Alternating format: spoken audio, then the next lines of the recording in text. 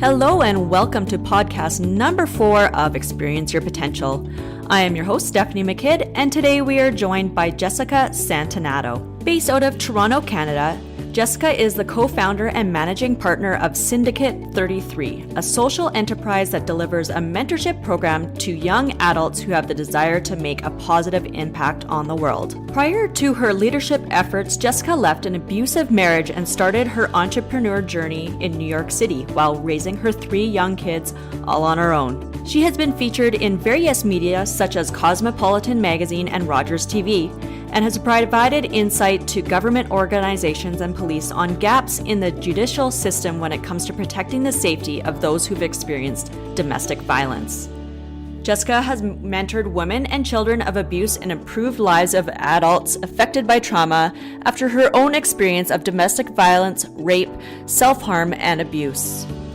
As an EPPY Award winner for her contribution in the international best-selling book series Pebbles In The Pond, which also features Lisa Nicholas and Neale Walsch, Jessica will be releasing her 3rd book, Joy Is Your Only Job, in 2019. I've known Jessica for quite a while now, and I've been watching her change the life of so many people. We clearly have a lot to talk about, so let's get started.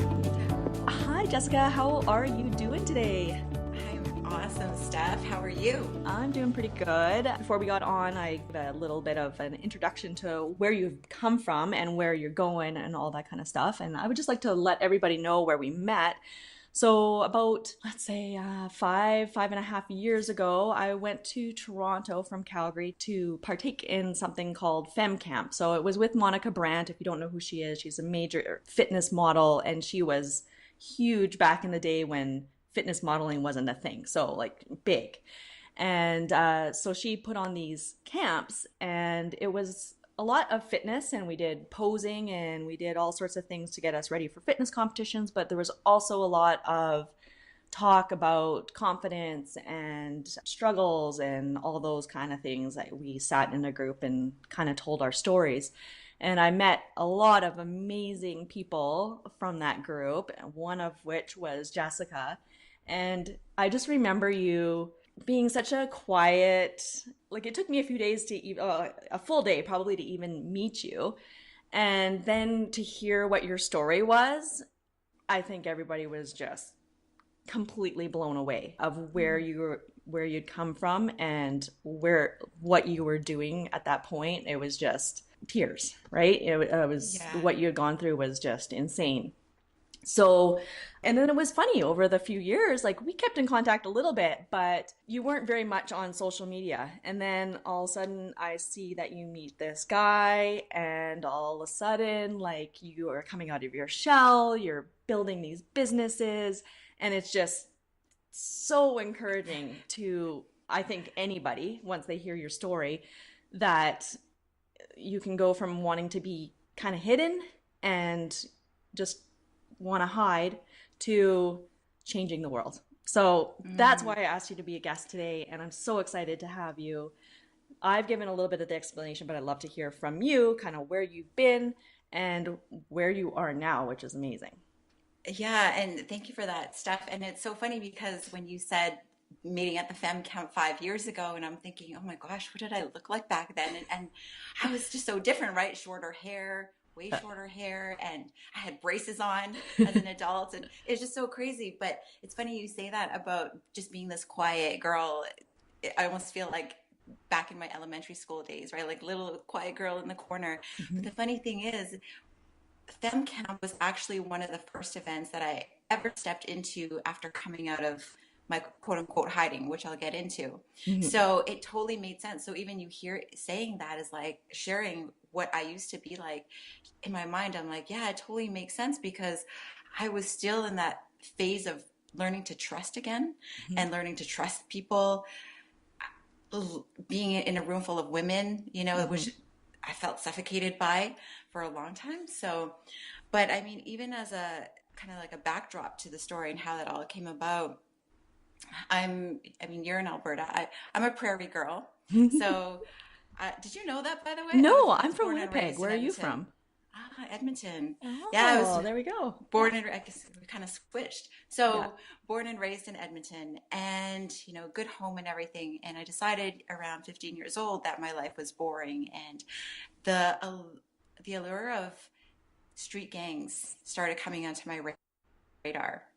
Mm. And it's nothing that I was exposed to before. And before I knew it, by 17, I had found myself attracted to the gangs, hanging out with them, with different gang members, not caring who got hurt in the process, losing the regular friends that I had in school. And I just started to lose me. I started to lose Jessica. But I thought it was a cool thing because I'm like, oh, I'm with these rough, tough guys who have, drugs, guns, whatever it may be, and people fear them. And I love that because I grew up as someone that was quiet and I never felt like I belonged anywhere. And so I felt like I was looking for belonging in the wrong places. Hmm. And I easily found myself in the gangs, which of course they say, right? When you go into the gangs, a lot of them, they do that because they don't have belonging elsewhere. Right. And the question about that is, were you almost using it as a way to be someone that you weren't? Like, I see myself as when I moved cities, I was very excited to move cities because I always thought I was very quiet and introvert. I'm like, this is my chance to have this new personality and no one will know the difference because they didn't know me before. Meanwhile, I go straight back to who I was because that's who I'm comfortable being. So, did you see it kind of that way?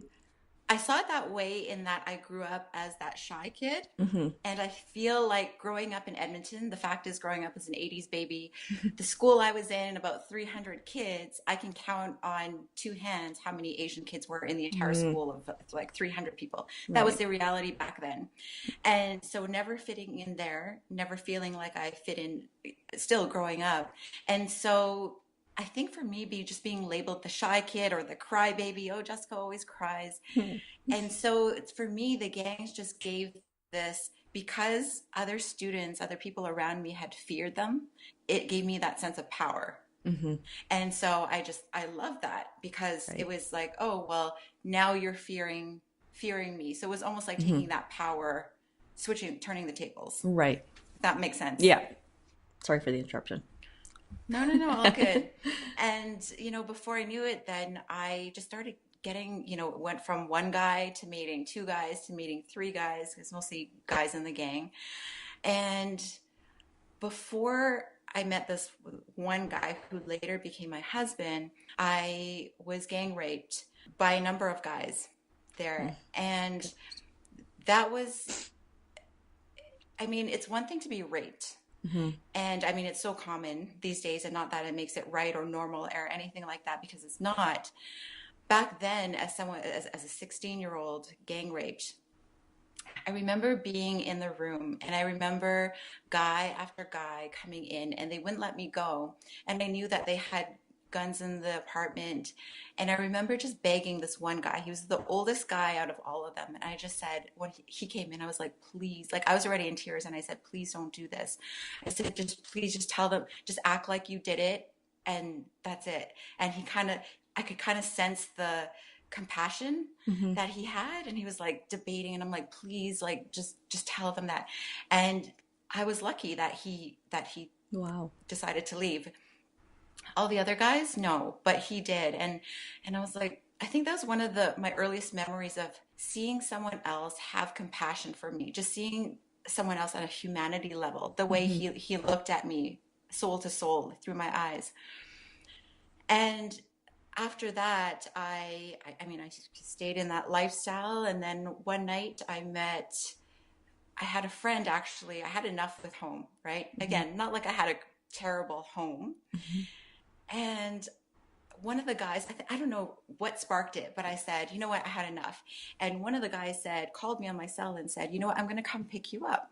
I'm going to have a couple guys come get you, just pack your bags. So I packed my bags. These gangsters come around to my parents' house, pick me up at like midnight, and they take me to their apartment. And there was a guy there sitting on the floor. And that guy, we ended up having sex that night, and actually a couple times. And we ended up going to another place after that to wrap drugs later that night. And while we were in the car after we were done, he said, I told so and so that I'm going to kidnap you. And he was just joking. But essentially, from there, he wanted to take me to his place. And we became boyfriend and girlfriend. I stayed with him while he was incarcerated. I was actually, I mean, I don't even know if there's time in this podcast for all the details, but I mean, I went through so much, with my own, being arrested, all these different things. Wow. And he went to jail and we stayed together. Eventually, he got transferred to BC. I moved out to Vancouver on my own.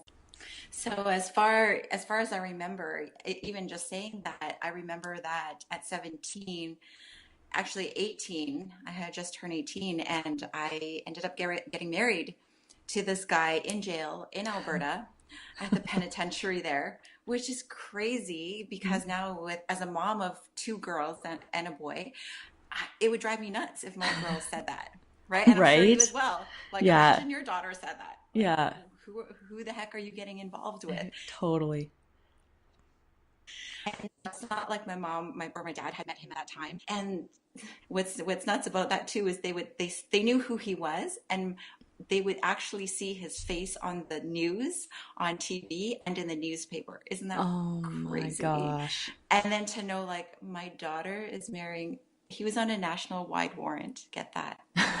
And like, so there was a point like, oh my goodness, my daughter is marrying that guy that was wanted on a national wide warrant. Yeah.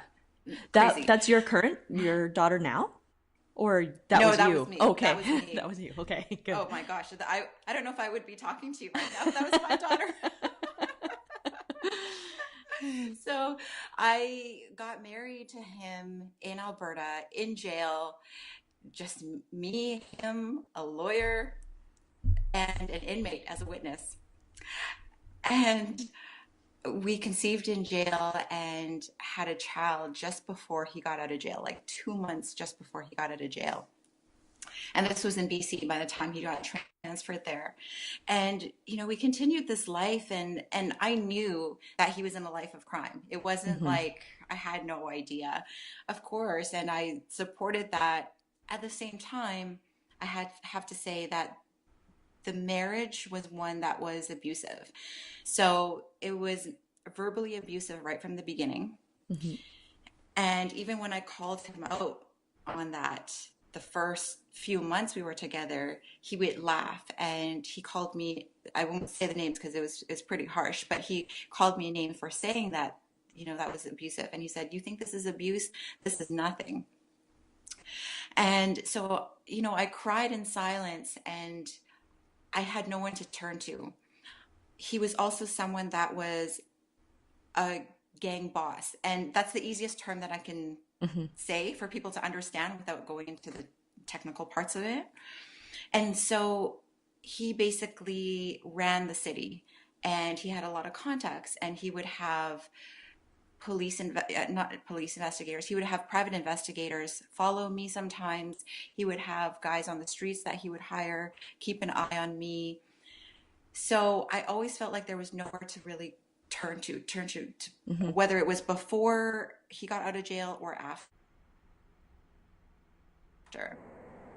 Yeah, you like really can't trust anybody. Yeah, nobody. And my outlet became my journal. I started journaling, I started doing poetry, and I remember one day he found it, and he was livid when he found it because it had to do with him. And he threw it, and I just thought, you know what, I can't share my stuff anywhere anymore. I'm just going to keep it in my head. And years of that led to me hurting myself. I would actually slam my head into the walls and take knives and try to cut myself. I would scratch my skin really, really hard till it bled. I tried to take pills one time, and I would ask God all the time. I would say, "God, like, why don't you just end this all?" And every time it wouldn't work. And I was like, okay. But yet it's funny as I say that because deep down I still knew through everything that I existed for a larger reason. Hmm. Even though I felt trapped and I felt like I had no way out, I knew that there was something greater for me in this lifetime. I just didn't know how to get out of it. Right. And that kept me going. And having my kids really changed everything, right? Like you always hear the advice that says, don't have kids if your relationship isn't good. Don't think it's going to save your marriage. In my case, I can actually say that it saved our relationship in terms of we were on the brink of splitting up. And then I had found out that I was pregnant, and it actually brought us closer together. So I can't say that traditional advice is true, because it worked for me. And and then we had 3 kids all together throughout our marriage, right? And even this with my second born, a son in Vancouver, I remember being pregnant with him, and my husband wasn't so much physically abusive, like 5 times throughout our marriage, but it was more so the verbal, Mm-hmm. mental abuse. And I remember when I was pregnant with my son in Vancouver, and one day he threatened to kill me. And being in the gangs, a big no-no is going to the police, right? Mm-hmm. Everyone knows that. And one day I mustered up the courage to just go and get help. And he thought I was going shopping. And I had actually taken she was about 2 years old, my oldest one, and I was pregnant. Oh, sorry, this was a little bit after, because he had hit me while I was pregnant, Mm-hmm. but not long after giving birth, he had threatened to kill me. And so I actually went to the police in Vancouver. And I remember walking up the steps, and I had my daughter in a carrier on my right hand, and my son in the carrier, and my daughter walking up. She was a toddler. And there was a female officer sitting at the front desk. And I told her what happened. I told her my husband threatened to kill me. And she said, "Do you have any family in the city?" And I said, "Yeah, I have an uncle that lives nearby." She gives me the phone, which it was a rotary phone, even though by then there was already cell phones. Yeah. So she passes me the phone, and she goes, "If you don't call him right now, I'm going to have your kids taken away from you." Oh my goodness. And I was in such shock. I couldn't believe she said what she just said. And I thought, if anyone could save me, it would be the police. And here I'm being turned away and having my kids they were threatening to take the kids away. I couldn't believe it. And I called my uncle. We went through all that stuff and ended up going back home, because I'm like, well, I have nowhere to go now. I have no police protection. I'm just going to go back to my husband, which I did after a day or so. He never found out that I went to the police, but I said that I was staying with my uncle for a Mm-hmm. couple of days. And again, the abuse had continued, and it was really tough. The more that I was in an abusive marriage and seeing my kids being exposed to that, you're a mom, you know Mm-hmm. how it is. And the kids, even though they can't verbalize it, they can feel Mm-hmm. what's going on, Mm-hmm. right? And so the more as they grew older, they could hear him yelling, or they would see my injuries, or even the way he would talk to me. They might not be able to say, "Hey, daddy, like stop saying that to mom," Mm-hmm. but inside they get it, right? Mm-hmm. On a vibrational level. Mm-hmm. And it wasn't until it was almost 10 years into the marriage where, I was working one night. This is when we moved to Ontario afterwards. And I was just working outside of Toronto, and I was working as a personal caregiver. And 2 nights of the week, I would actually stay at this woman's house. She was 88 years old, 89 years old, and lovely woman. And I would stay over there because she needed 24-hour care. So it was between myself and another caregiver. And one night, my husband, he texted me and he said that one of the girls was bleeding. You need to rush home. And I didn't think that he would do anything to the kids, but Mm-hmm. you never know. When you see a text like that, you panic, right? It's Yeah. Mama bear. Yeah. mama bear. Yeah. So I sped home, which was about, 35-minute drive, which I probably did in like 15 minutes. And I sped home, and, he said, I rushed, and he opened the door and he said, "It's okay. The girls are okay. Come inside. Come have a seat." And it was really odd that he would say that to me. And my husband, he always had this look in his eyes that there was a certain point he would get to, and his eyes would shift. And I can't really explain it, but it's almost like his eyes went really dark and evil. Mm-hmm. And when I saw that look, I knew that there was nothing you could do that would bring him back. That was like the Mm-hmm. point of no return. And so I saw that in his eyes, and my heart fell into my stomach. Like I completely, okay, something is not right. And he asked me to sit down, and at that time, he was a very jealous and controlling person. And at work, I would start talking to somebody for advice. And I felt like I felt like I was being pushed away from my husband. Mm-hmm. And the more I felt pushed away, I felt gravitated towards another guy at work, and just not on a romantic level, but just to share what was going on. And we started talking. And so he found emails back and forth. And my husband freaked, because to him it's like, how dare you talk to somebody else about my family life, my private life, who I am, type of thing. And before I knew it, that night he had punched me in the face. And I was wearing glasses at the time, and so one of my lenses broke. And my height, and I don't know if you remember from back in fem camp when I met you, but I'm like 5'4", by now, like 140, 135 pounds. Mm-hmm. My husband, he was like 6'1", 270, I think it was. Mm-hmm. Yeah, so he was a lot bigger than me. Mm-hmm. So the fourth of his punches, it knocked me out. And I remember falling back on a sofa. And then he had actually got on top of me, and he started choking me. And I remember freaking out, because, and hopefully this has never happened to you or anyone listening, but if you've ever been choked by someone that's actually trying to kill you, you go into complete panic mode, Mm-hmm. because you cannot breathe. You're just watching life dissipate. Mm-hmm.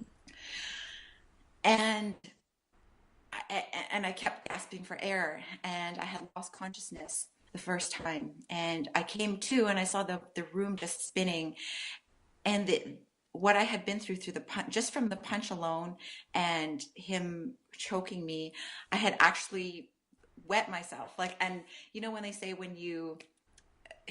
if someone, and don't ask me how I know this, but if someone's murdered, for example, right, if they're shot, they'll urinate, right? Mm-hmm. Or they'll like defecate. Yeah. And so guess it's a normal reaction. So I noticed that my pants were wet. So I'm like, okay, what just happened? I'm trying to figure out. And then he's there, and he starts choking me again for the second time. And he's pinning me down on the sofa, and he tells me, I'll kill you. I kill people like you. And I mean, the way I'm saying it so gentle, but he said it in a very direct, Mm-hmm. intentional, evil way. And he just kept choking me. And then he finally let up. But I remember at that moment, as he was choking me, I had three thoughts. One, that my parents would find my body here. Two, my children wouldn't have their mom. And three, this isn't fair. I didn't get to do everything I wanted to do. Mm-hmm. And it was actually that very moment that became my catalyst for after, which I'll touch on later on. But after I came to for the second time, he had thrown a chair at me. He broke a chair over me. And I saw him come around the corner, because he disappeared for a while. And this all happened in our living room. And we had a foyer with a ledge. And there's a big kitchen knife. And I don't know when he set it there, but before I knew it, he came ever so slowly and picked up this 8-inch or so kitchen knife, like a huge knife. And he started walking towards me with it. And the second he picked it up, I freaked. Mm-hmm. And if you ever know what it's like to have a knife coming at you, that is meant for you, it's horrifying. And it was the scariest moment probably that I've ever been through. Mm-hmm. The entire incident, to have someone that you were in love with, married for almost 10 years, is now walking towards you with a knife to kill you, to finish the job. And he was so calm about it, and he walked closer to me, and eventually we're standing face to face. And he lifted the knife up into the air, and as if so he was aiming for the top of my head. And I remember thinking, this is the last scene that I'm going to see before I die. Mm-hmm. Like, and that's it. And then life is over. That's it. And I just remember thinking, I remember as soon as I saw the knife, I remember pleading with him too, like, I'm sorry, like whatever I could say to make it stop. Mm-hmm. And he walked closer. He didn't care. It's like he couldn't hear me. Like I said, that look in his eyes, Mm-hmm.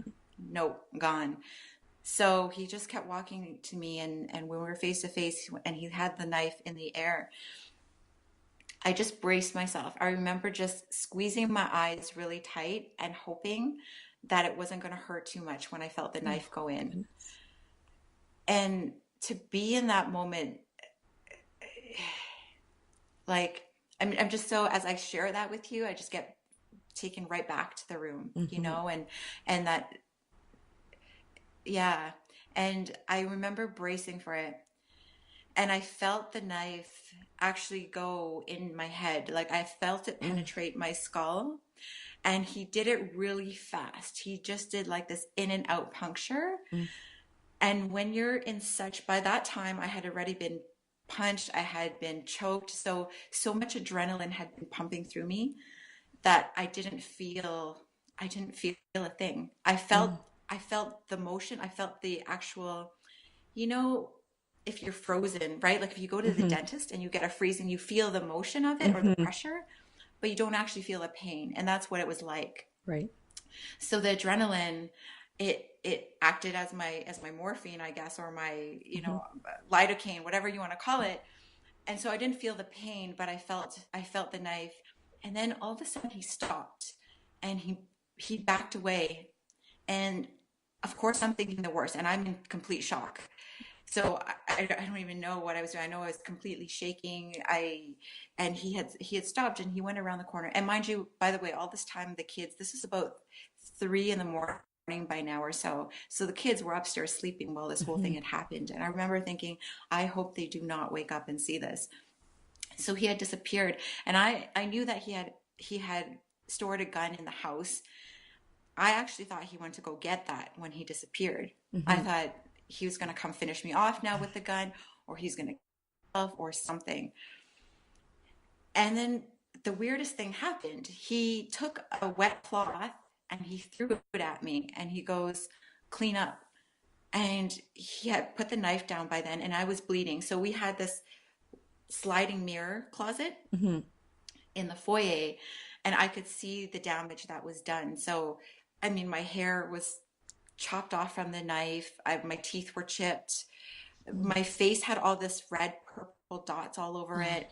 From what I could see, I could actually barely even see. And like blood everywhere, blood on the sofa, blood on my hands. I had actually a puncture. I had, still have a scar here, but I have a knife wound on my hand. And my skin was actually hanging off my hand. mm-hmm. And I remember just like, I mean, when I think about it now, it's like, what does someone do in that moment? Mm-hmm. Like I know it's horrifying to hear, and it's easier, way easier for me now to share it with people because I've done a lot of healing. So I don't feel, it's just easy for me to share now. Mm-hmm. And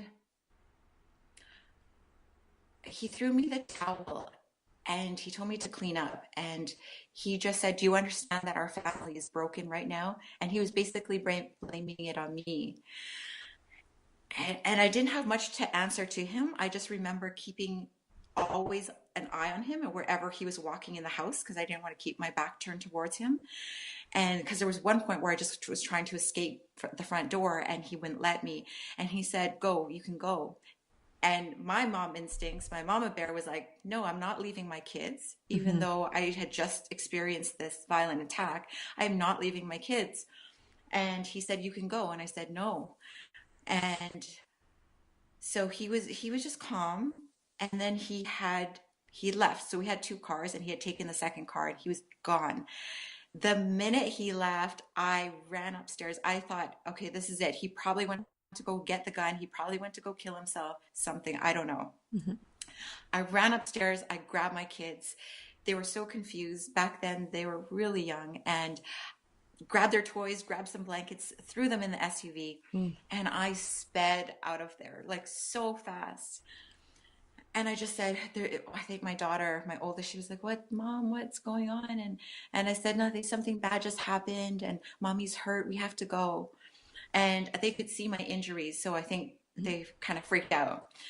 So I put them in the car. I sped back to my employer's place, who I was working at that night. And crazy enough, so her son, the old lady's son, old lady, I call it, her, Mary is her name. Mary, her son is the one that actually hired me to work for her. And so, because she had dementia, so she couldn't take care of herself. And so I I sped back to my employer's place because was supposed to be working that night. And I wrote a note and I said, "So sorry I had to leave. We'll be back in the morning." And which is crazy because my skin was hanging off. I was bleeding. My kids were in the car. And here I'm saying I'll be back for work tomorrow. That was just the guilt. Well, that's a testament to Coming. you. You're still taking care of your responsibilities, like still in that moment. It's Yeah. crazy. You're Which such is, a good person. it is. Yeah, but it's also crazy if someone saw someone else do that, I'd be like, "What the heck is wrong with you?" So, and I was really honest about, like, I actually thought I was going to be okay and come back and somehow just make it work, right? Because raising my kids, it's income, all that stuff. So I wrote the note and I left and I went to a nearby hospital. But actually before I went there, I didn't want to go because I remember the thoughts. Remember I was telling you about that police officer in Vancouver Right. threatened to have my kids taken away. So I thought, I'm not having this. I had memories flood in from that time. So I said, okay, I think I'm going to go to Shoppers Drug Mart and I'm going to find some bandages Oh and my I'm going to goodness. bandage myself up. And it's funny now, it's hilarious now talking about saying that. And so I actually stopped at the Shoppers Drug Mart, and a lot of them are 24 hours. And I found some bandages to at least stop the bleeding. And I thought, okay. And then I remember just getting in the car, looking at my wounds, going, "Jess, like no bandage is going to help you. You need to get stitches." And thankfully, the knife wound in my head wasn't that bad, where I couldn't drive or anything like that. And the adrenaline, it was still there, but it wasn't like back at home. And so it was so hard for me because I pulled up into the parking lot at the hospital, and I remember telling my kids, because there's no way I was bringing them in. And I said, "Guys," I said, "Mommy needs to go get some, get fixed up." I think that's what I said. "Mommy needs to go get fixed up. Just wait here, okay?" And I remember they were so hungry, and this was, I think, about 6 in the morning by now. And I felt so guilty for leaving them in the car. They were so young, and they were, oh my gosh, that was eight. I'm trying to do some calculations. They were 4, 6, and 8. Yeah, so they were 4, 6, 8 years old. So pretty young. So I left them in the car by themselves at 6 o'clock in the morning. I remember just going to the hospital, and I even tried to lie to the triage nurse there. She was like, "What happened?" I was like, "Oh, I cut myself chopping vegetables." Meanwhile, my face is like covered in like purple dots and like Your teeth teeth are chipped. chipped. So, but I think in my mind, I'm just thinking like my main concern was because I wasn't paying attention to my face afterwards, right? So I'm just thinking my wound on my hand. I just need help with that. And I'm right-handed. So she was smart. She goes, "What?" She's like, "What? Are you right-handed?" And I said, "Yeah." And she goes, "Okay, tell me what really happened." And she knew because she's seen cases come in before, right? And because she was just like, "How are you going to cut yourself if you're right-handed with, So she goes, "Listen, do you want to press charges?" And I said, "No." And the doctor asked me as well, and I said, "No." And it's funny because in hindsight, when I've shared with police officers afterwards that actually arrested my husband, he got arrested actually 3 months after the actual incident. They said, number one, that incident in Vancouver should have never happened. Like, no police should ever turn you away or threaten to have your kids taken away. And also, going to the hospital, there shouldn't have been an option. If I wanted to have him arrested, it should have just been, "We're going to arrest him." And, thankfully later they invited me to speak at some government organizations and just be able to share those gaps in the judicial system, which is great. I don't know if changes have been made, Mm-hmm. but going back to the sofa, like that was my moment of change. Kind of fast forward to tie that part up.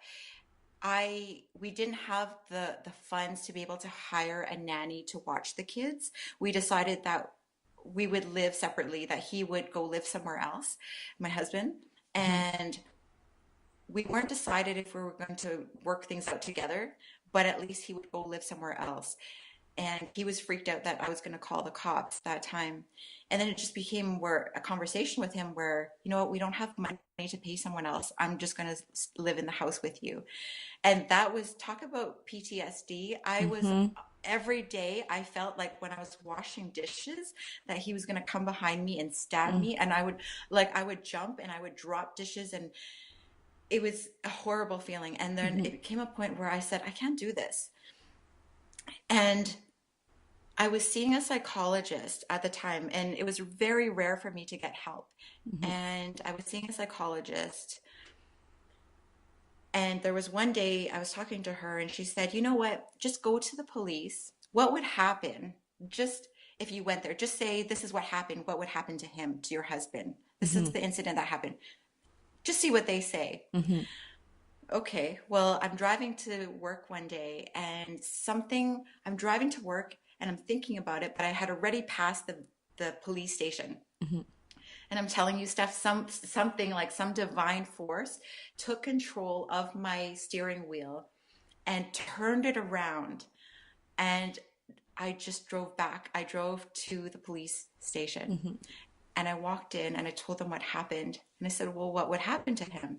She goes, "Oh, okay, well, let me talk to my supervisor. I'll be right back with you." So this police officer, she comes back in like 2, 3 minutes, and she said, "Well, now that the ball's been dropped, we have to go arrest him." Oh my God. And I freaked because I'm thinking, you don't know who he is. He's going to come finish me. You can't just go arrest him. And they were like, "No, don't worry. And we'll make sure your kids are taken care of." Well, Mm-hmm.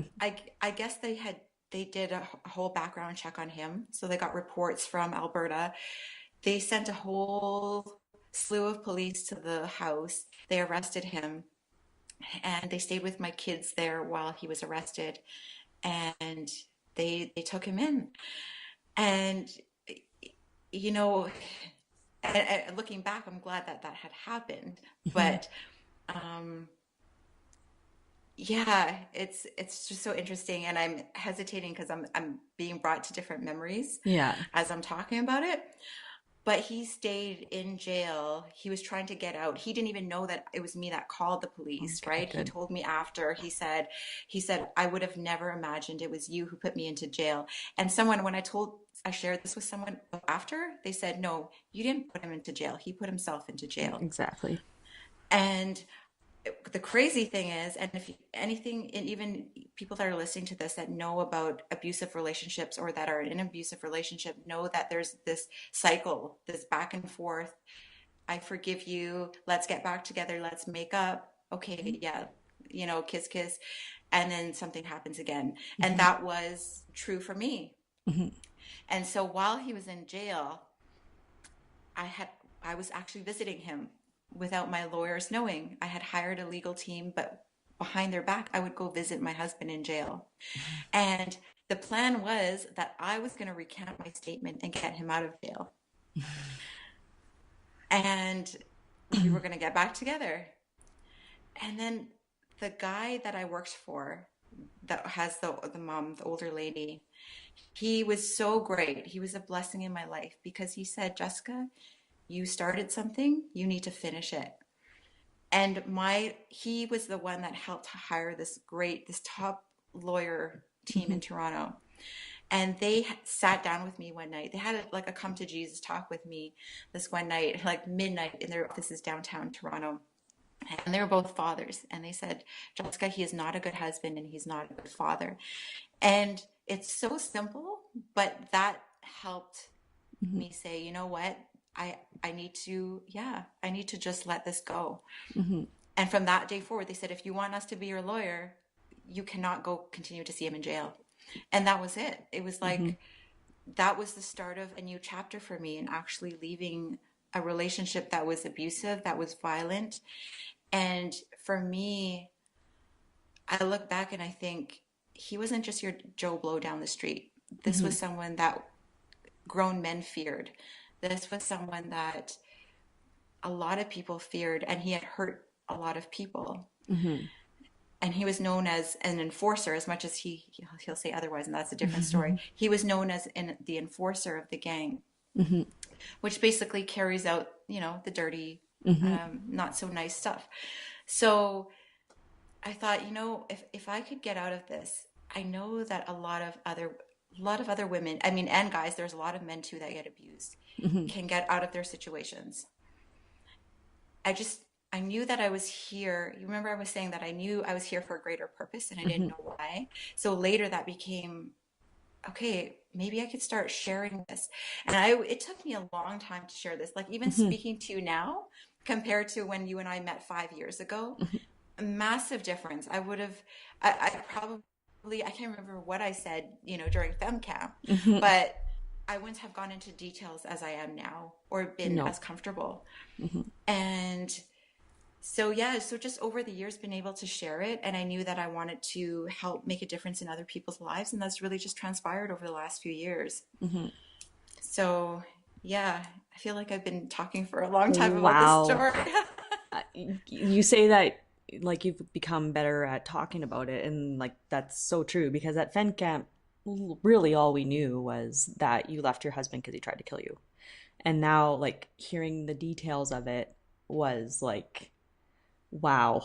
Like, it's inconceivable how you must have felt that night. And I've noticed, like, throughout your conversation, it seems like,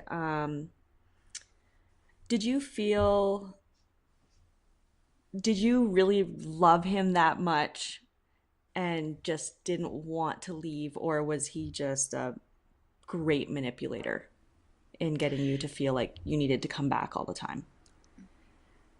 I felt like I had genuinely loved him, and he loved me. Like, there were genuine times of love.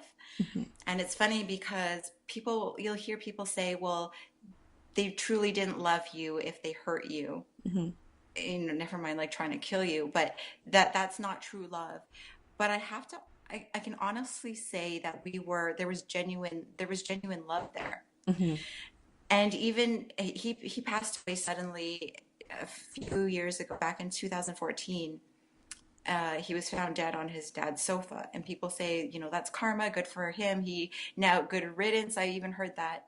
And I tell people it's not good riddance, and it's not like I'm like, yay, great, he's dead. I never had any of those feelings. For me, I forgave him. We met for lunch shortly before he had passed away, and I expressed my forgiveness. And I really meant it. And I have zero resentment for what he did to me back then or now. Hmm. And I remember being able to express that to him. And he said, wow, sweetheart, he said, you've come so far. And I hope one day that I can get there and you can help me get there. And I knew that he was in the process of change as well. And so when I look back, it wasn't a good riddance for me. And he Hmm. was the father of my three children. Hmm. And I also believe that no matter, I lost him through, yes, there was an attack and then I left him and then he had died. But even people that are listening that are going through divorce or separation, there can be this, it's easy to talk bad about your partner, Hmm. especially if there's children involved. And I think that's one of the worst things that you could do, because it's their mom or their dad. Hmm. And who are we to put those words in there? That was my experience with him. Hmm. So for me, that was so important to make sure that whenever I was in front of my kids, even behind closed doors, but especially in front of the kids, that nothing bad was said about their father. Hmm. And I'm really proud of myself for being able to do that this whole time. And that really came through forgiveness. And I tell people, forgiveness, it's not for the other person, it's for you. And Exactly. so many people want to hang on to this negativity. People love to be in the story. People love to be able to say, oh, so and so did this to me, or I have bad luck in life, or life doesn't just let up. Well, it's not anyone else's fault. Hmm. It's your responsibility. And when I look back, the gang rape, the verbal abuse, the violent attack, I take responsibility for that. And that's a hard bullet to bite for a lot of people, Hmm. because they'll say, no, don't worry, rape isn't your fault, all this. I'm not excusing what people do. Hmm. It's not to excuse their actions. I take responsibility because made the decisions, choices to put myself in those situations Hmm. that led to that. I was also, now being in this spiritual space and growth that I've been in the last several years, I recognized that back then I was in a completely different vibrational alignment. I was in one that was just kept attracting darkness, Hmm. negativity, and of course those things showed up. Hmm. And it wasn't until I actually took responsibility for myself and started to change my inner game that the outer reality, or what I perceive as reality, changed around me. Hmm. It's it's funny, just from the few guests that I've had so far, two of the things that I hear all the time is forgiveness, that it Mm-hmm. doesn't excuse what they did to you, but it's liberating you from that situation, and vibration. And I love that. It's just such a great way to explain, what comes to you, I guess, and the positive outlook. And Yeah. yeah, it's hard to think of a way to say it, but um, yeah, I still can't. It's very interesting to hear the actual story, because there was a lot of things I'm like, I think anyone from the outside would think, why didn't she just leave? Like, why did she go back Right. after that? And my thoughts when you were telling the story was, my God, were her kids upstairs? All these things. And now that you put it into the story, I get it. I get why you did things the way you did, and I get why it came down to that Mm-hmm. moment when he found those emails and stuff like that, because I can see that. I've had that in my past, how something like that will trigger that. If they don't trust you, they just see that, Right. and it just anger, like Right. complete anger, when you know that you were not doing anything wrong. You were just confiding and telling your feelings to a friend. I think Yeah. maybe what could have maybe made it less dramatic was if you were talking to a female friend. Um, Yeah. you talked a lot like about the story and stuff, but I didn't hear about much friendships and stuff for like people to talk to about things. Did you find that you were Mm-hmm. secluding yourself from the outside world and kind of? Totally. And remember, I was saying about the typical abuser relationship where, there's this back and forth forgiveness, like everything kissy Hmm. kissy is all good, and then something happens. Well, and the other common thing is an abuser isolates their so-called victim, which I don't care for that word, but their Hmm. so-called victim into isolation from their families and friends. And that's exactly what happened right from the Hmm. get-go. He didn't want me being around my family. He directly expressed, hey, I don't like that your family's so nosy. He Hmm. was a very, very private person, but especially being in the gangs, I understand that there's a level, there's rules to play by, Hmm. and you need to lay low. And so Hmm. you can't just be partying out in the open and Hmm. having friends, and who do you trust? These friends are going to tell so and so. So I understand that at that level. And because I was exposed to that lifestyle for so long, I didn't have friendships that grew out of that. Hmm. Like my current husband now, like I remarried a few months ago, or about 9 months ago now, and he's a fantastic guy. If you want to ask me about him later, you Yeah. feel free to do so. And so, what was I saying about that? I totally digress there. uh, Keeping you from friendships and Yeah, uh, what was I gonna say about laying that? low. Yes, thank you. So my current husband, Michael, he said, babe, how many years were you actually in that lifestyle? Like, And I gave him a number, and he goes, no, like from the very start to the very end. And I said, 14 years. Mm-hmm. 14 years of doing anything. You're ingrained with Mm-hmm. certain patterns and behaviors. And so it was funny because before I got involved with him and the gangs and everything, I was a very good kid. And I was just, like kids should be, right? Joyful, happy, exploring. And then I learned to shut that down. And my husband, my first husband, the one that attacked me, he said, you're too nice to people. Mm-hmm. That was one of his complaints about me. He said, you're too nice to people and you talk too much. It's funny because Mm-hmm. people saying you're too shy. Yeah. He said, but in that world, I talk too much. So in 14 years, what do you think 14 years does to you? Well, you learn to not talk to anyone. Mm-hmm. You learn to keep everything private. Mm-hmm. You learn not to trust people in that world. I mean, I've seen countless people come and go, be murdered. You'll see them one day, you'll hang out with them, and 2 months later they could be in the news, Mm-hmm. dead.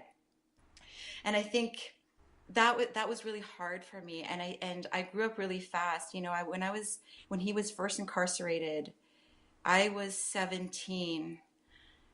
This was before he got out, before my oldest daughter was born. And I dealt with things like, again, yeah, people that I knew being shot. And when you're 17, you're still growing. Mm-hmm. You're very impressionable. You're still learning. You're still like just thrown out into the world, and to Mm-hmm. be exposed to that lifestyle, I it was like, whoa, like I just hung out with this guy 2 nights ago and now he's dead. Or so Mm-hmm. and so you'll read about, and his arm just got cut off and he just like was to death. Or and you'll just read about, and that was really, I thought it was really traumatizing for me, and I could only cope the best way I knew how. And I remember one incident in particular. He had a close friend, my husband, he had a close friend to him, and this friend was kidnapped while he was incarcerated, and eventually he was found dead, but his private parts were cut off. Mm-hmm. He was decapitated, and he had a really young son at the time, and he was engaged to be married, and his fiance was pregnant, lost the second pregnancy because of the stress over Oh the my murder. goodness. And it was really tough to support my husband while he was incarcerated, feeling like he couldn't do anything. Mm-hmm. And just like, this is something out of a movie. How do you Mm-hmm. process all of this? Like, never mind as an adult, like we're adults now, right? Or Yeah. like if you're in your 50s or 60s. But how does a 17-year-old deal with this with no family to talk to, no Mm-hmm. friends to talk to? So I did it the best way I could, and that was really in my own head. And I Mm-hmm. think now when I look back at like, why do I have such thick skin and the resilience I did, it's because that lifestyle taught me to pick pieces up as fast as you could and on your own, or it's a sink or swim life, right? Right.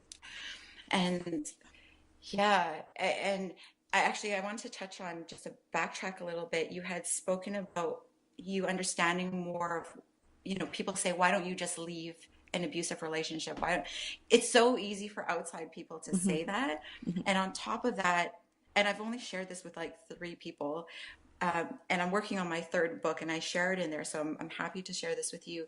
I just haven't shared it that much, right? But he had a lot of tattoos, and on one of his arms, he actually had the skulls of people that he had killed. Mm-hmm. And so at nighttime, he would wrap his hands, we would lay, and he would spoon behind me, and he would wrap his arm around me. And there were nights I would just be looking at the skulls. Mm-hmm. So when someone would tell me, "Oh, don't worry, there's shelters you can go to. Oh, don't worry, there's counselors that can," I'm like, you have no idea who I'm actually dealing with. And Mm-hmm. now I could talk about it, but back then I couldn't say, "Look, he's killed these people." I can't, like, I couldn't say any of that. Mm-hmm. So it was really hard for me to get, like, he wouldn't let me talk to anybody, and even if I wanted to, I didn't know what to say. I Mm-hmm. was so confined in what I could actually share. Right.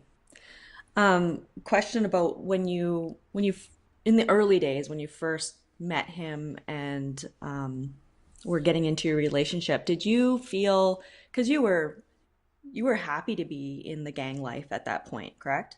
Right. Like it was, I don't It know, was a kind cool of like your thing. protection and the way to be a different person and all that kind of stuff. So, were you attracted to the fact that he was so powerful? Yeah, it was funny because I actually didn't know he was a boss. Mm-hmm. So that night, I was just introduced to him and I didn't know who he was.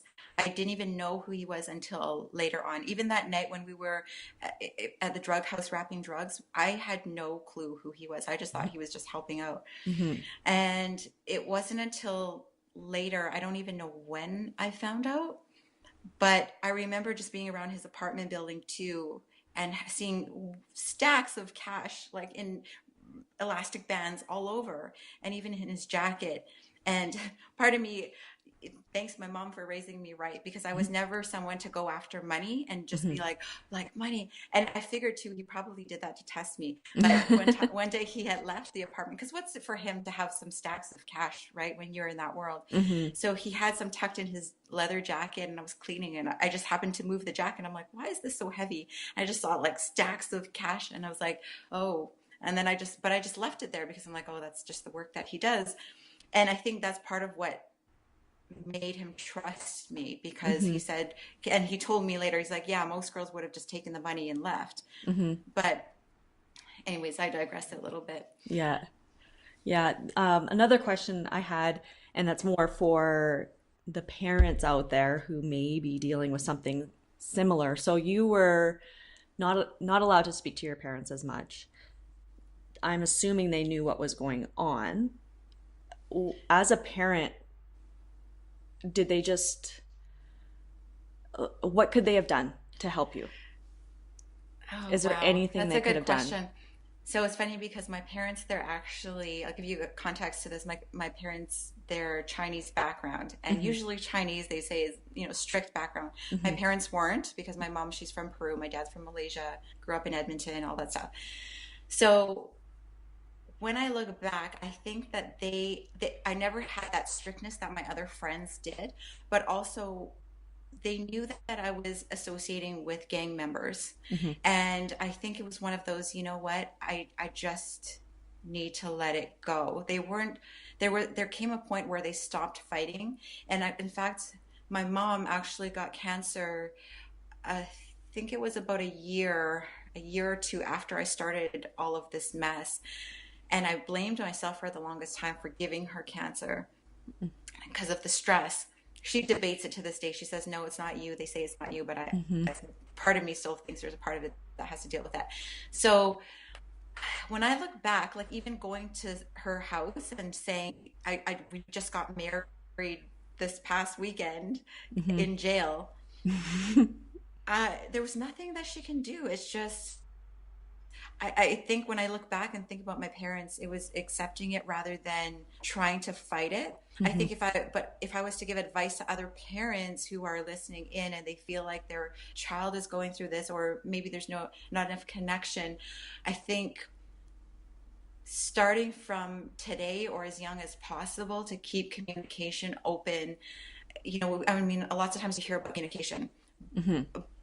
but the more you can be open with your child and what's happening with them, it it will the easier it's going to stick by the time they get to those stubborn teenage years, Mm-hmm. and it'll be easier to talk to them versus trying to make things work at the teenage stage where I felt like that's more of my parents, Mm-hmm. especially my dad. We don't communicate so much. Mm-hmm. And then when crap hit the roof or the ceiling, it was harder to get through to me. Right. So I didn't have that relationship as strong. Now my mom and I are very close. We talk practically every day. Mm-hmm. But if I was to suggest to another parent, yeah, communication, build that relationship as much as you can. And as you know, Steph, our kids grow so fast, right? I Mm-hmm. can't believe your daughter's 5, Mm-hmm. 6 years old by now, right? Yeah. So, It's I can get how parents just feel like they're at a loss of what to do sometimes because my daughter's only 5 years old right now and she goes through stuff already wanting to be a boy and all this stuff. And I can tell she's not happy at some points, or whether she's been teased at school about dressing like a boy and all that kind of stuff. And she'll flat out, like, I know there's something wrong, and I'm trying to open the dialogue, and I'm trying to like be as like as normal about it as I can be. But Right. she'll flat out say, I don't like talking about things that are bothering me. So it's proof right there that something's bothering her. But I'm like, you can talk to me about anything, right? If you want to talk to somebody else, I can find someone else for you to talk to. And it's like, it's so frustrating because I know she wants to talk about something. And Yeah. I'm at a loss as to how to get her Yeah, to that's like tough. spit it out, you know? That's So tough as a parent. yeah, it's totally tough. And so I just can't even imagine how helpless your parents felt. And I know my parents felt that way. It's nowhere near to the extreme of what they had to deal with you. But when I was anorexic and I wouldn't eat, and like my mom got to a point that she was so frustrated that she just pushed me and I fell. Mhm. And but I totally get it. It was just like she didn't know what else to do, and that's what it ended up being. Yeah. And I remember like it was yesterday, because at the time I was pissed off, but now I'm, as a parent, I'm just like, I would have done that so much sooner. Like I would have been like, Yeah. come on, Haley, just eat. So like I just, yeah, I wanted to talk to it a little bit from the parent side of things, where Mhm. you can just feel so helpless. And I've been reaching out to just counselors, and we just take her and we just talk. And Yeah. they go into a different room and play, and if something comes out, it does. If something doesn't, that's okay too. But at least we're Yeah. doing everything we can. Yeah. So I think yeah. consistency is key as well, so that they always know that you're there for them. Hmm. Because it might not be sinking in the first 5 days or 5 months, even, just I don't know. My kids might say that too. Like, what's wrong? I don't know. I don't want to talk about it. And it Hmm. hurts us as parents. But I think from what I see is the more, as long as we don't give up on them and just let them know we're always there in the background, Hmm. you know, one day it'll click in. Right. We might not see it there, and I think it hurts us more than it hurts them. Yeah, exactly. Yeah. From a kid's point of view, do your kids have any memories of this stuff happening? Oh, totally. Yeah. Yeah, especially the oldest one. I mean, she recounts all my injuries, and she'll say, "I remember this, and remember Dad threw a spoon at you, and it hit the wall and made a hole." And yeah, they remember. And the great thing is, I mean, talking about communication, I never grew up so much with that, but I made it a point to make it as much as I can, bring communication in this family. And Hmm. Michael, he's huge on communication. Hmm. And so my journey, my story, even everything that I've told you, they've pretty much heard it. And even, having the skulls on his tattooed on his arm, I shared it with them. And Hmm. I remember one day my oldest, she said, "I just have a question for you, Mom. Has Daddy killed anybody before?" And I said, "Yeah." And she goes, "Okay."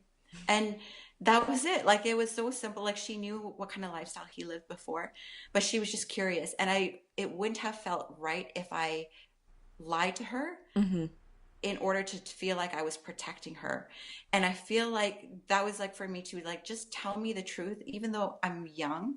I just want to know the truth. And I respect that more Hmm. than being lied to and then Hmm. find out later, and the more that I speak, more that I do interviews, the more that my book coming out, the last people I want them to find out about things are my kids. Like, Hmm. that's their dad. And you could say, "Oh, well, you shouldn't share that with a 11-year-old, or she's too young to understand." Maybe she'll take it for what it is, but am I going to lie to them about it? No. Hmm. Hmm. Yeah. I kind of, I have a problem when people say your kid's too young to talk about this with, because I know like one of my struggles obviously was my physique and self-esteem and all that kind of stuff. And we're trying to take the avenue of getting her to eat healthy things and balance things and this and that. And you shouldn't eat a bowl of cereal every morning because it's full of sugar and this and that. And I was told that she's too young to hear this. And I'm like, no, she's very, very smart. And I think you should be giving your kids an explanation for why you're saying they can't have something. You don't just say you can't have this.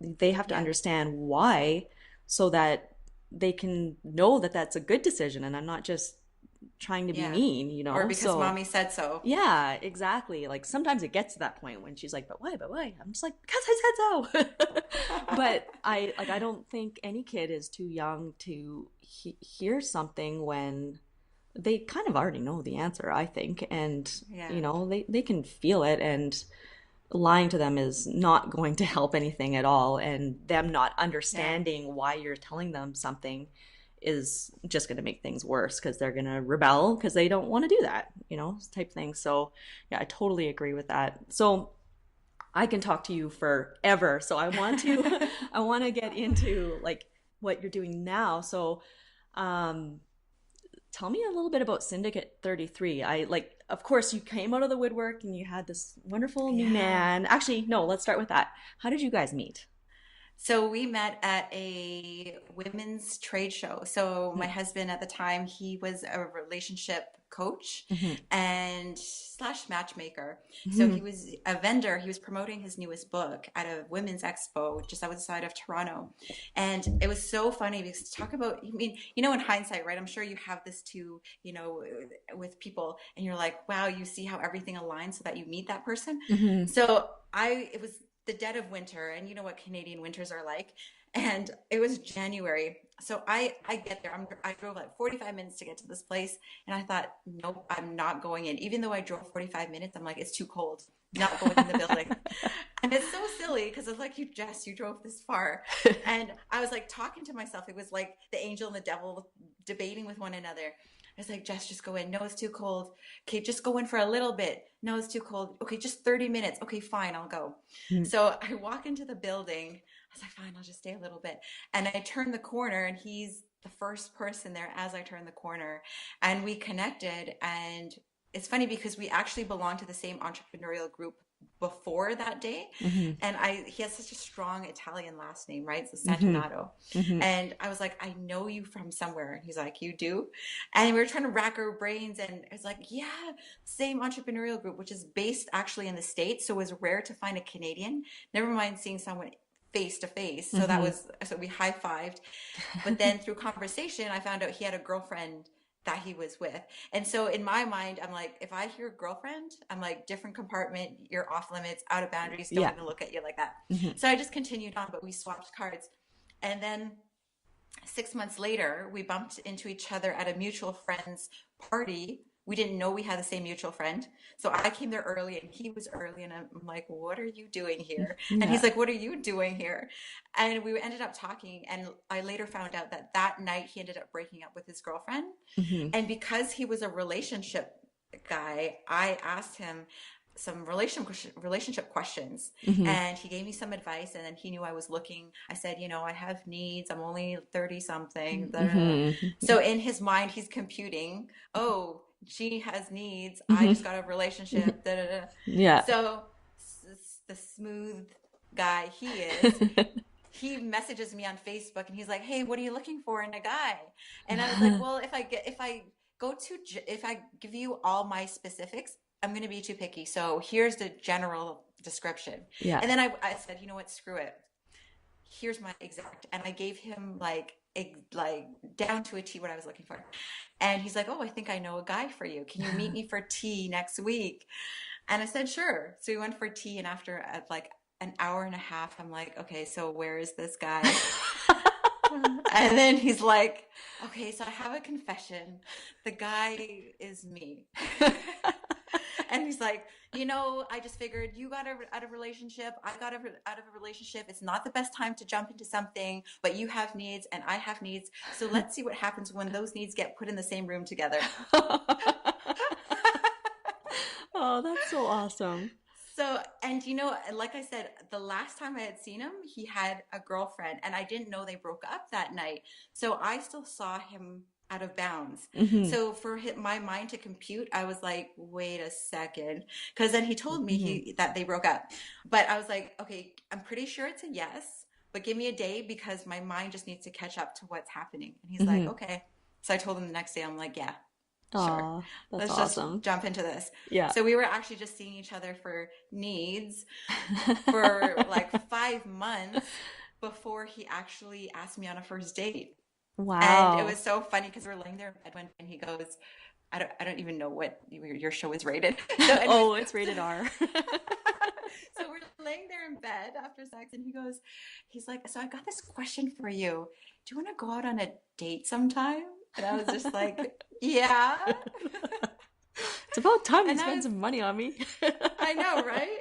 And so like just after like we were still seeing some people like dating other people that time, but about a month after we're like, yeah, this is this is it. It's actually a tantra course that changed my life. I don't know if you've ever taken tantra.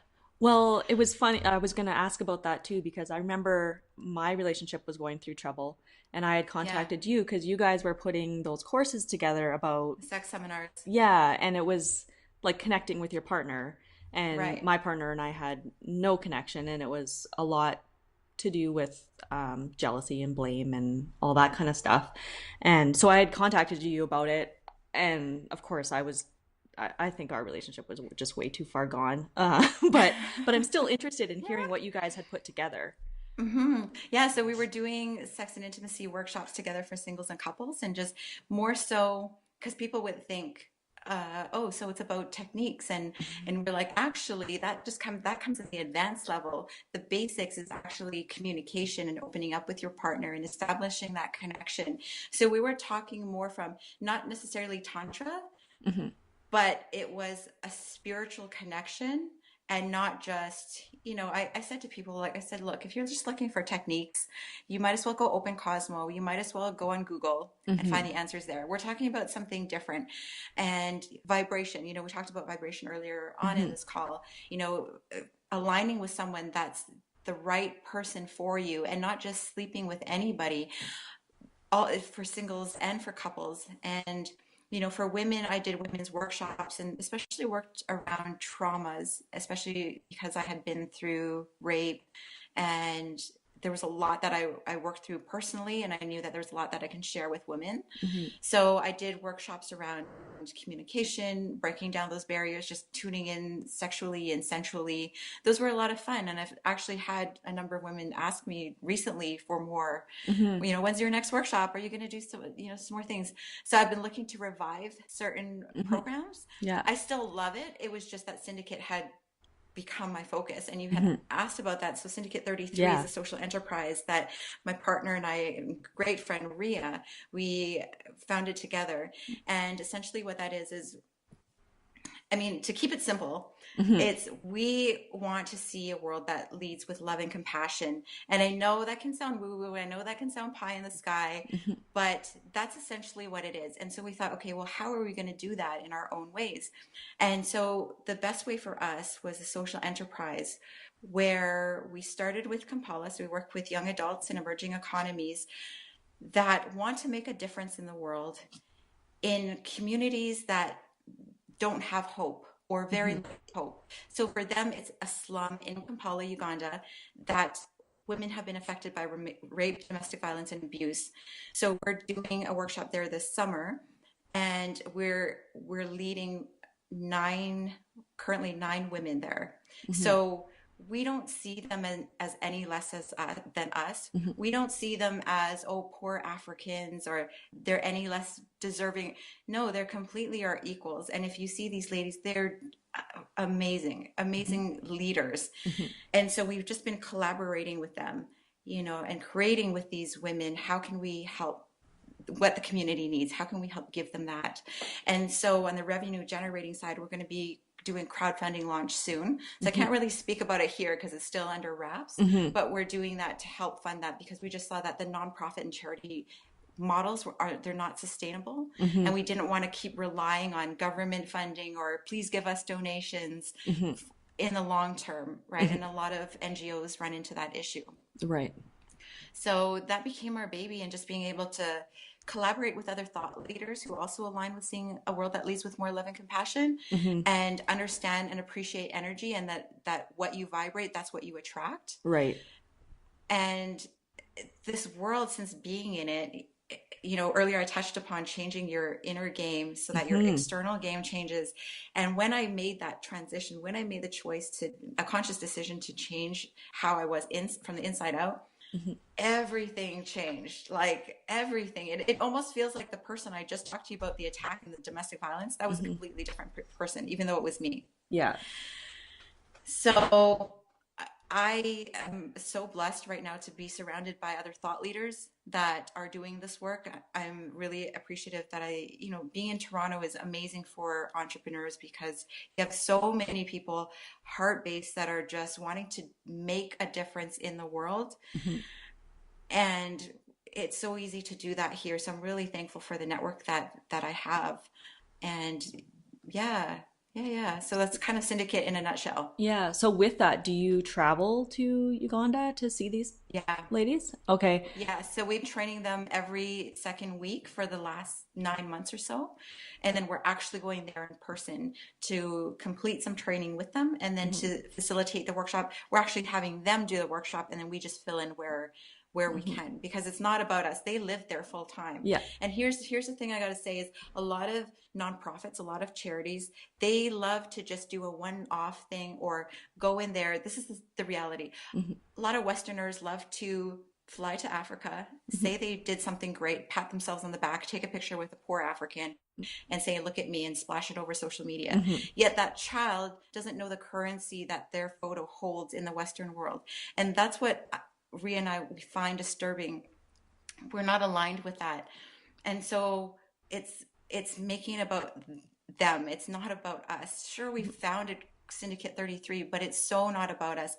And then after that, we're in talks with Oaxaca, Mexico, and there's a community there of 1,000 women who have also been impacted by rape. And it's not that we're targeting them; it just so happens that that's the case, and Hmm. that's support that they need, especially after the recent earthquake there. They've lost everything, and we're talking about people that live on dirt floors that don't have running water. They actually don't bathe. Hmm. So that's the kind of level of poverty that's there. Yeah. With your discussions with the ladies in Uganda, of course, I only see it through the news, right? So the Yeah. way I see the way men treat women there is like in your situation, like so scary and that you would feel like there is no way out.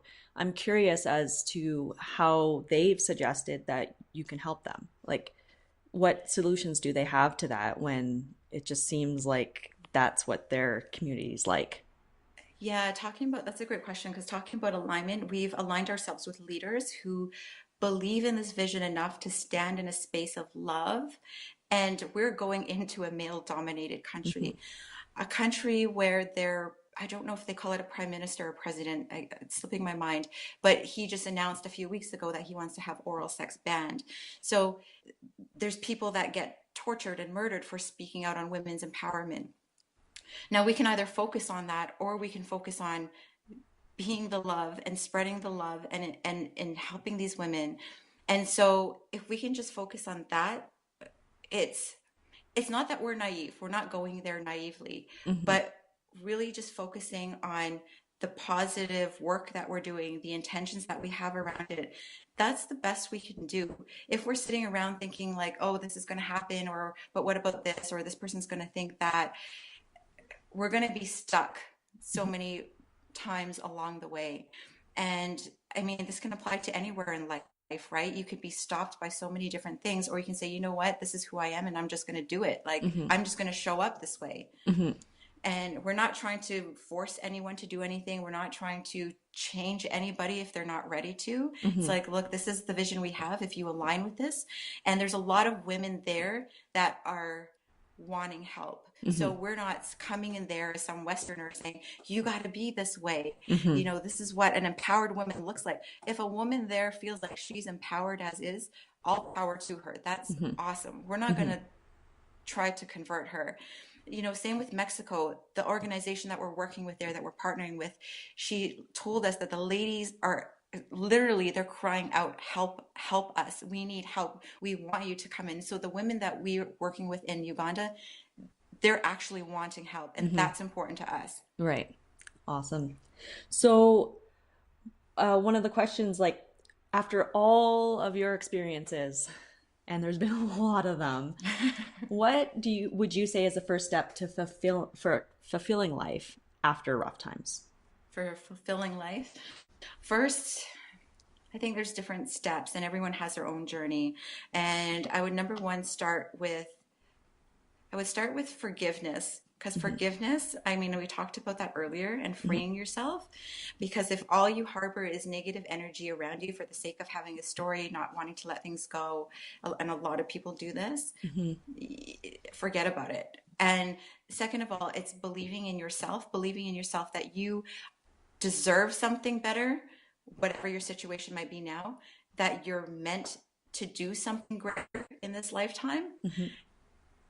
and believe that you can do something great. So back then, I had a friend that would tell me, Jessica, you just need to trust. And even though I told her my husband's background, you just need to trust. And what the heck are you talking about? And I thought she was nuts back then. And it took me about 3, 4 years later after that meeting with her where I'm like, that's what Drea was saying, Hmm. and I get it. But if you don't actually believe it for yourself, nothing I say, nothing you say, or anyone else says to somebody is actually going to stick. Hmm. So again, it starts with yourself and taking responsibility for your life, right?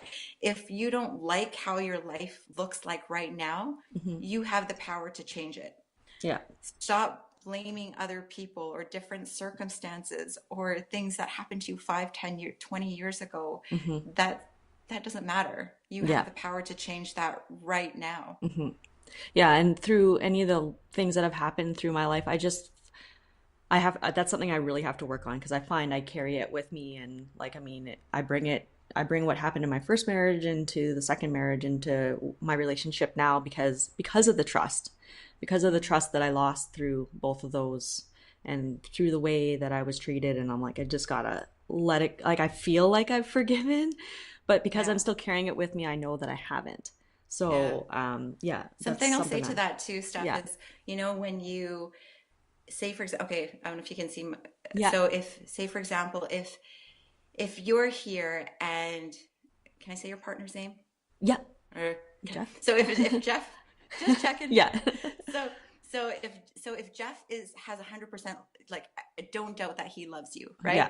So 100% he's trying to give you love. So Hmm. 100% is coming at you, but you have some kind of block here. Hmm. You've now lifted the gates where 50% of his love is coming to you. So you're like, by bringing in your past, Hmm. 50% is now blocked. So how much do you think you can actually give him back? So Hmm. it just becomes this, when, because I know I've met a lot of people that hang on to their past and bring it into their current relationships, Hmm. and that can be like a cancer that just grows in a Hmm. relationship. Hmm. And I'm sure you've seen that at different levels. But yeah, it's not fair because your partner, as much as they want to love you, they can only love you as much as you allow. Hmm. They could pour on the love 100% as much as they have to give, but if you can accept it, it just gets deflected Hmm. right back to them. Oh, that's awesome advice. That's so good. So your book, Joy is Your Only Job. So one of the questions Yes. is, why live with joy? So, joy is one of the highest frequencies that we as human beings can actually vibrate on, right? So, we Hmm. have love at the very top, we have appreciation.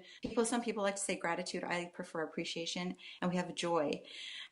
By the way, there's a difference between joy and happiness. Hmm. But joy, when we're feeling good, that's when, okay, imagine you're like this, you're vibrating, right? If Hmm. you're vibrating at a high level, that's when the right people get attracted to you, whether that's the love of your life, friends, business contacts, clients. The right ones start to find you at that level. If you start vibrating at resentment, negativity, manipulation, withholds, anger, all that is just drawing all this negative energy towards you. What I know is that the universe doesn't understand good, right, bad, wrong, anything like that. It understands vibration. And so it doesn't care how you got there to feel good. Just feel good. And when I say joy is your only job, I'm not saying don't be angry, don't be sad. Those are Hmm. bad. Definitely embrace those. It's healthy and it's important to embrace things that we go through. That's part of the human experience. Part of being human is growing and learning and transcending. But after that, instead of focusing on what happened, what are you going to do now to feel good? Hmm. So that you can keep vibrating high and keep attracting these things into your life. What I see a lot of times with my clients, with other people that I've worked with people in my network, is that whether they're a 9 to 5 person or an entrepreneur, they want to work harder, get more certifications, work 80 hours a week. You Hmm. hear a lot of Gary V, hope he's not listening to this, Gary V, that promotes like, I hustle and grind. I work like 1,000 hours a week and you Hmm. should too. And all that stuff is really damaging. Hmm. And but a lot of people buy into that. And what as I've seen actually work is taking your foot Hmm. off of the pedal and going to play instead and Hmm. going to feel good. And it's so counterintuitive. Like, what do you mean I should go take a nap? What do you mean I should go dance? What do you mean I should go take a walk or go to the beach right now? I'm supposed to get this project done in 4 hours. Hmm. And I'm like, trust me, just go. Hmm. And they come back and things are taken care of. Their cars start to work again. The emails they've been waiting for start to from so and so, they show up. And it sounds like crazy to some people or magic or what kind of crazy nutty stuff is this, but it has proven itself time and time again. And I think the more that we can just remember and come back to who we are and just joy, which is Hmm. a huge part of it is joy, you start to see your entire world change. And you can talk to Ria as well, and people that ask us, they're like, wow, you guys have created so much in such a little time. And we say, you know why? It's because we play a lot. Like we focus so much on feeling good. We're not like like this, and if there's moments of frustration, we back off and we're Hmm. like, okay, you know what, I'm gonna go, I don't know, I'm gonna go to the gym, I'm gonna go blast some music, I'm gonna go play with my kids, I'm gonna go shopping. And like I said, it's so counterintuitive to people because they just Hmm. want to work and figure out the problem. Yeah. But no, you just gotta feel good, Yeah. and who doesn't love to feel good? Right. Like at my current, and not only that you are going to attract the things that you want and need when you have that type of vibration, but also like in just enjoying life to enjoy life, not to attract anything. Like I work, I'm kind of like the mama bear at work. I feel so old, just all these young kids, and they will like they are mad when there's no overtime available. Like they will work every single day, and I remember I grew up to save, right? So I worked three jobs. I was waking up at 6 a.m. to go to one, and then I would go straight to another, and I had a ton of savings, and that was all great, and I felt great because I was saving up for whatever. I didn't know what I wanted at that point. But now I'm telling these kids, I'm like, you are gonna regret this. I'm like I will never ever pick up overtime unless it's like they're in dire need. Like I'll take care of my team, but Yeah. for money, no way. If I would have to give up a day with my daughter to make whatever amount, not worth it. And I Yeah. that's what gives me happiness now is being with my boyfriend, being with my daughter, being with friends, going for Yeah. coffee, all that kind of stuff. And I don't know if it's attracting good stuff to me. I just know that I'm happier and having an extra $500 at the end of the month isn't going to make me happy or Yeah. any happier than I already am. So, I mean, that comes in more ways than one, like taking a step back from all that stress. And like, Yeah. I'd be stressed out if I was working 7 days a week. I know I want my time off. That's. Yeah, So, so so yeah, you're yeah, I get focusing it on things from that matter. exactly. So I get that from both ways. So you have more than one book. Can you give me a Yeah, so this is my synopsis of third time. what joy, like, what is joy is your only job going to be kind of So joy about? is your only job. Yes, I'm speaking about joy, but it's people think, oh, so it's a big book on joy, but it's actually not. So yeah, it's the power of joy and having that rope you out of adversity, out of darkness. But I share that through my story, and you've heard a lot of it today. Hmm. But I go into explicit detail and things that, I mean, even what I shared with you now is still a fraction of my life, during Mm-hmm. that time. And so I share that. And it was funny because I actually finished the book last year and I just scrapped the entire thing Oh, weeks ago. oh And I was no. like, because I was like, something's not right. It's not like, I actually felt like there was a raw, edgier version that breathed inside of me. Mm-hmm. And I needed to get that out. And the other version wasn't what I really wanted to put out in the world. And then I thought, I'm going to do this for the people. I'm going to talk about joy. And then my second book is going to be my story. And my Mm-hmm. husband's like, babe, why are you doing extra work? I'm like, yeah, why am I creating extra work for myself? So Yeah. I'm actually wrapping it up into a book sharing my story because I'm not here to preach to anyone what they should or shouldn't do. It's like, look, this is my story. This is my experience. You can take from it what you want. Mm-hmm. This is my lessons, what I've learned. This is what worked for me. And yeah, so I'm really proud of it. So now the flow is going really great, even though I've started from the beginning. Yeah. Oh, it's so amazing. So I'm gonna try like and get even your other books. I want links or something so that I can post it in the show notes. But what Okay. what you have a program as well, do you not? Yeah, so I'm doing this more on the side because, like I said, Syndicate 33 is my baby right now. Mm-hmm. However, I'm still doing individual work. And what I was called to lately is to work with women that have, whether it's a sexual trauma, through rape or more specifically sex workers. So Mm-hmm. people, whether they're strippers, whether they're prostitutes, whatever it may be, I know that there's a lot of trauma, and but at the same time, these women want love in their life. They want to attract love like anyone else. They don't want to do this lifestyle forever, and they're not dirty women, right? Like a lot of society can say they're the throwaways. So what I do is I have a 6-week online program to help these women attract love into their life. Okay. Awesome. Yeah. That sounds amazing.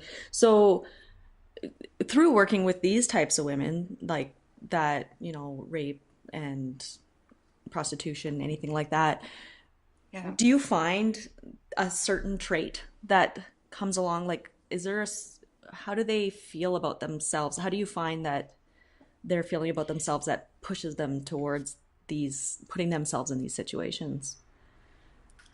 Definitely there's the confidence thing, and we talked about believing in yourself. And so there's a lot of mistrust of other people, but also of themselves that they deserve anything better. So a lot Hmm. of these women come from backgrounds where they've been told they're no good. And then when they put themselves then in a situation where, whether it be prostitution or it could have been through rape, they feel they just become more damaged. Hmm. And so it becomes a point where it's like, well, why not just keep going? Why not just keep on doing what I'm doing because I'm already tarnished.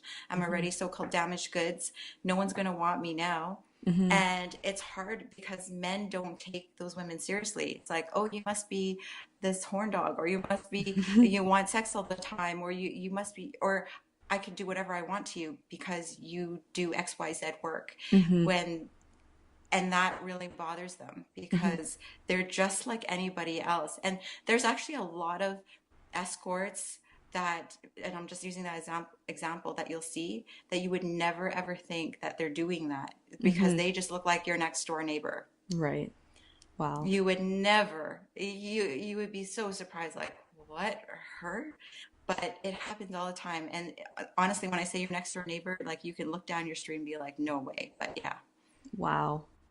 yeah, Yeah, and I'm sure there's all sorts of situations that lead you to that, of course. even Yeah, with it being really hard to find a job nowadays. It's yeah. some if you have kids and you're in dire need, some Or paying strange off things student happen. debt. Yeah, Yeah, stranger things have happened, I guess, and it's totally. very, very, very sad.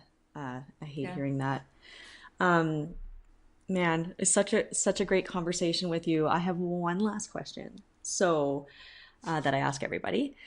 If you if you could know one thing, if you could teach yourself, when you were 17 years old, something that you know now, what would that be? Like, what was that one piece of advice as an adult that you wish you had known when you were 17? So I would say number one that I don't have any regrets for anything that I've been through, experienced, because it wouldn't make me who I am today.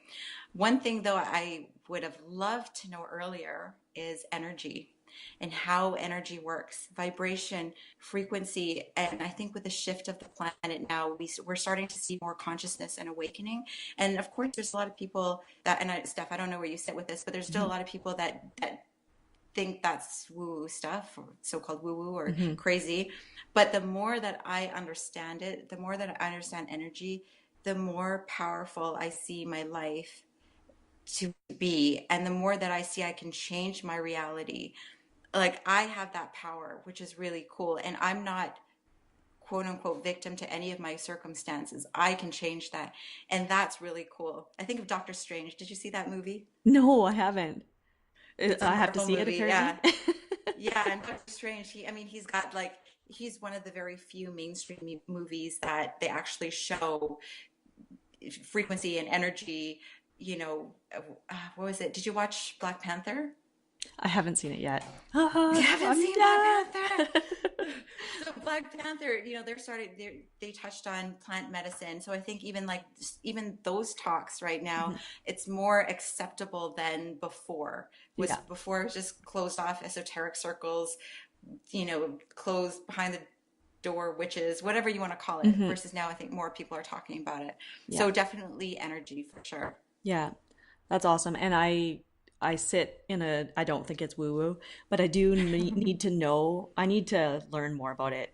Would there be any books that you would recommend that talk about that? On energy? Yeah. Yeah, it's funny because most people go to the law of attraction, they go to The Secret. Have you heard of The Yeah. Secret? Yeah, I Which is have funny read because that. And it's do you funny think because that's a good represent? I've Oh, you never haven't read it. read The Okay. Secret, which is Okay. so funny because after as much as I speak about, attracting things and vibration, I've never read it. And I know how and I've never been called to. I have read, I think it's called The Power, which is one of her books afterwards. I mean, if someone's just listening and they're a beginner, sure.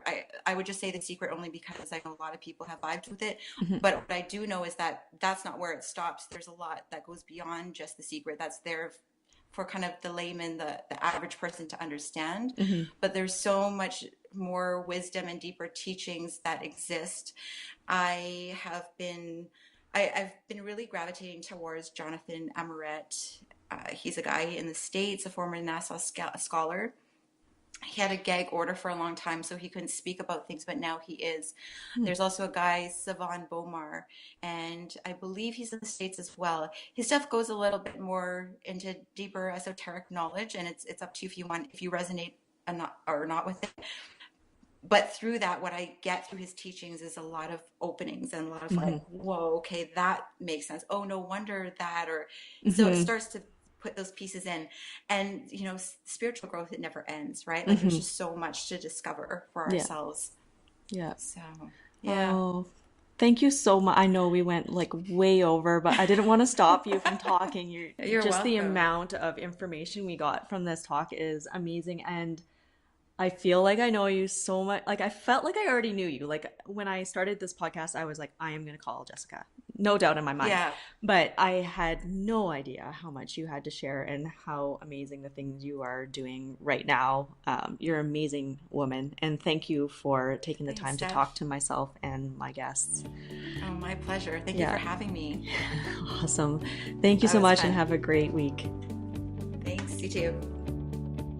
Well, I don't really know how to follow that up other than say, Jessica, you are an amazing woman. I will have everything that Jessica has to offer in the show notes, and I hope you really got as much out of that conversation as I did. I am basically speechless. If you can resonate, or if you know anyone that could benefit from hearing Jessica's story, of course, please share. And of course, head on over to iTunes, give us a review. I would really, really appreciate it. The more reviews I get, the more people I can reach, and that's the goal. So see you all next week with a new guest. And of course, keep working on experiencing your greatest potential. See you next week, guys.